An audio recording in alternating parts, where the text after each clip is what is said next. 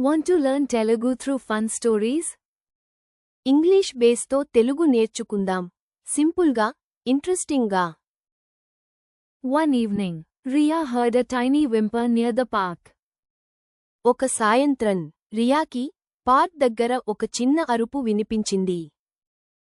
A scared puppy, all alone. భయపడిన కుక్కపిల్ల ఒంటరిగా ఉంది. Are you lost? She asked gently.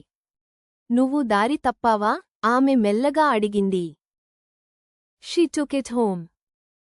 ఆమె దానిని ఇంటికి తీసుకెళ్ళింది. But someone out there was missing him too. కాని అక్కడ ఎవరో ఒకరు కూడా ఆ పప్పీని మిస్సవుతున్నారు. A phone call changed everything.